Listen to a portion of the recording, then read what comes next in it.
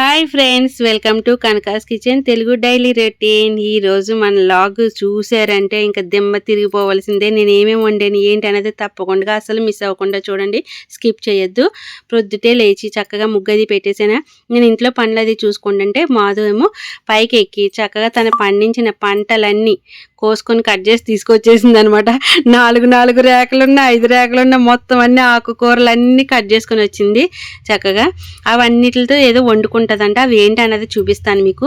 ఇంక ఈ రోజు అయితే మినపప్పు నానబెట్టానండి. చాలా రోజులు అవుతుంది ఇడ్లీ తిని, అందుకని దూదిల్ లాంటి ఇడ్లీలు తినాలనిపించింది. ఇంకా గ్రైండర్లో వేసి పిండి రుబ్బేసి రవ్వది కలిపేసాను.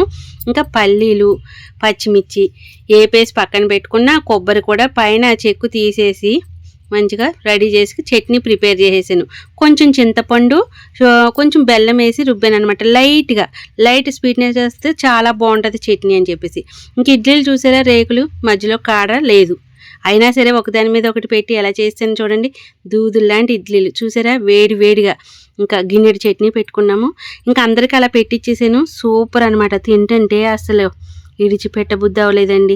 ఇంకా తినాలనిపించింది. అంత బాగుంది, టేస్ట్ అయితే అదిరిపోయింది. ఇంకా మాధు చూసారా, తెచ్చిన ఆకుకూరలతోటి ఎంత బాగా కిచిడి చేసుకుందో.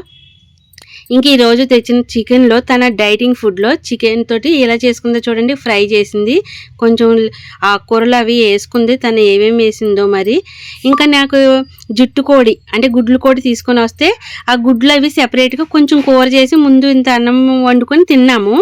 తర్వాత ఆ కూర చక్కగా కోడి పులుసు, నాటుకోడి పులుసు అన్నాం కదా, అలా చేసాను. సూపర్ కర్రీ అవుతాయి. అందులోకి రాగి ముద్ద చేయమన్నాడు అనమాట సాయి. ఇంకా కొంచెం నాకో ముద్ద సాయికో ముద్ద చేసాను. ఇంకా వేడిగా ఆ నాటుకోడి పులుసు వేసుకొని తింటుంటే ఉందండి. గుడ్ల కోడి పులుసు సూపర్ అన్నమాట, అదిరిపోయింది. మీరు ఎవరైనా రాగిముద్ద ఇలా కోడి కూరతోటి పులుసుతోటి తినకపోతే తప్పకుండా ట్రై చేయండి, అస్సలు మిస్ అవ్వద్దు ఆ టేస్ట్ని. ఒక్కసారి తిన్నారా ఇడిచిపెట్టరు నాకులాగా. నేనైతే అస్సలు చాలా ఇష్టం. సూపర్గా వచ్చిందండి.